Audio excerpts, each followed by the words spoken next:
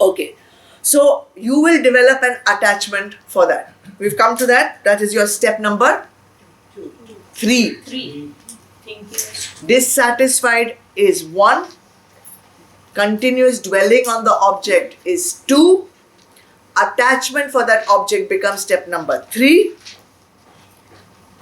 And as you will get attached to it, your intensity for wanting that object will become stronger and stronger, higher and higher, yes or no? Yes. From that, you have created a burning desire. You have created a burning desire, kamna. You have developed a burning desire for what? To possess it, enjoy it,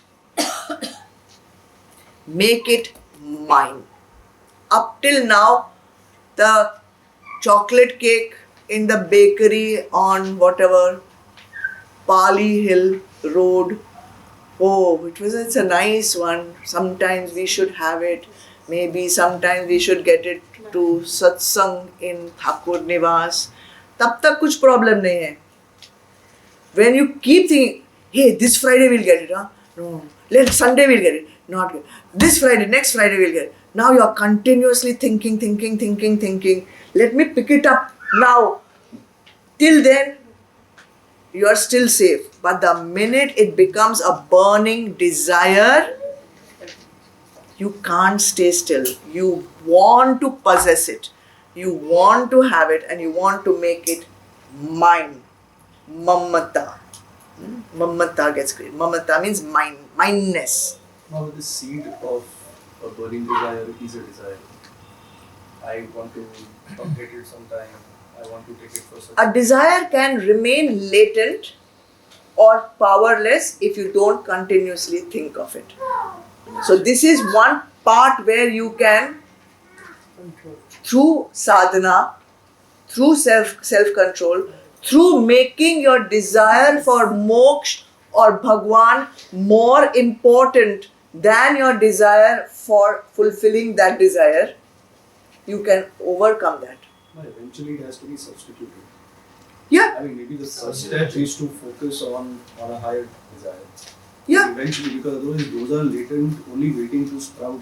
Absolutely. So how much are you focusing on the sattvic substitute rather than on the desire which is going to take you into patan? Everything depends on that. Everything depends on that. And what we are discussing now is the downfall. We are not yet discussing the way to overcome it. That will come in the next verse. Ma'am, just Huh. like the sansar is always of objects. When you are born in sansar, you will always have desires. You are born because you have desire. The very fact that you have taken birth is because you have a latent desire for which you have taken birth to fulfill. If you didn't have any desires, you would not be born. So desire is integral part of our being. Alright, so we now have a burning desire created, kamna, which is that step number 4. Now, the dangerous part comes. If there is any obstacle coming in the way of your burning desire, because now it is got an energy of its own.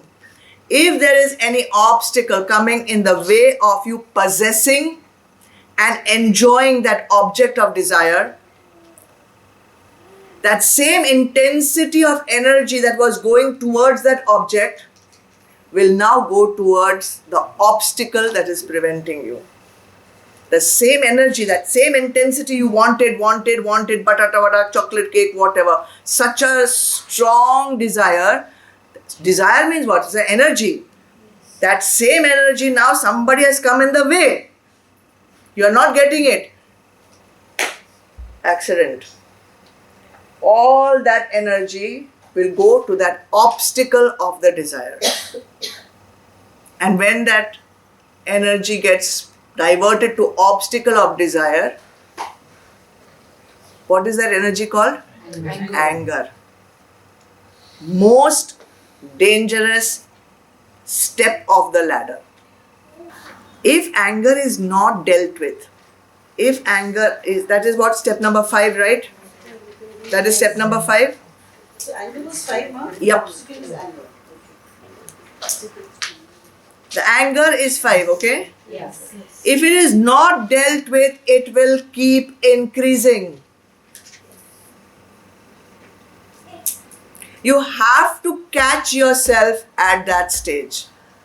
Otherwise, patan is inevitable. This is your landslide prone area. Okay, if you do not catch yourself there, it's very difficult. Rapid downfall will happen. See, imagine yourself on a ladder. Okay, you're on that landing of the ladder. Ladder is going down. You have a ball and you bounce the ball on the first step over there. Ball bounces, right? You can catch it and prevent that ball from going further down. But if you do not catch it on that first bounce, it will keep bouncing more and more down.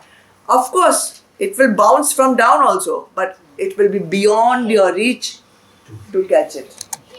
Therefore, at the first bounce where you can catch yourself, all these stages before this, you could catch it. Don't keep thinking of it, whatever. But anger is where the rapid downfall will happen. So therefore, earlier are slower stages. That is why you all said anger happens suddenly. Because you were unaware of the earlier steps where you could have prevented that anger from getting created in the very first place. You thought anger is suddenly erupted because he said, she said, he did, she did. No, that is not why you are feeling angry. You are feeling angry because you have an attachment for that. That person is coming in the way. You cannot think of anything but that thing. You have developed kamna for it. And now you are saying, I am angry because. You are not angry because anything. You are angry because you were unaware of all this gadbad, witch's cauldron bubbling and spewing venom inside you. If fever is not attended to, what happens? It goes on increasing, right? So you are the fever of desire keeps on rising. The fever of anger goes on rising if you do not attend to it, if you do not manage it. Now what happens if you don't manage it? What will happen? You put a pot of water to boil, right? At what temperature can it keep boiling before it is transformed into steam? 99.99 degrees. Right? 99.99 degrees, the water is still in the pot and is getting contained. The water is still contained in the pot till it reaches boiling point. When it reaches boiling point, what happens to the water? Steam. Is it easy to contain, as easy to contain steam as it is to contain water? No. Therefore, anger is like a boiling pot of water.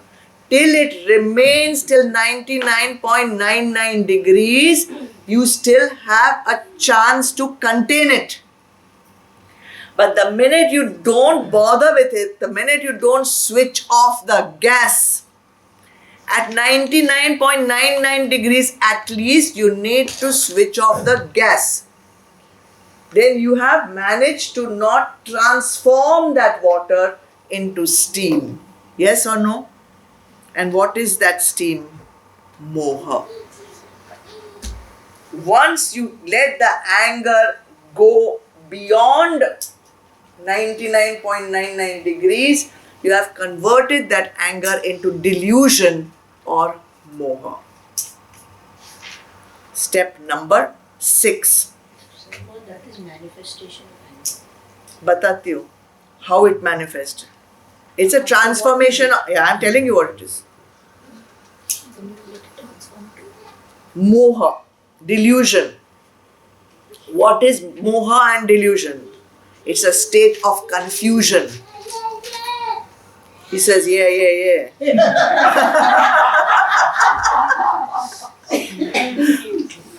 must be laughing at He's laughing at us. You fools, you're all deluded. It's a lack of understanding. It's a state where everything, no matter how many times something is explained to you, you just don't get it. Moha, delusion, lack of understanding, confusion, which is basically you remain in ignorance.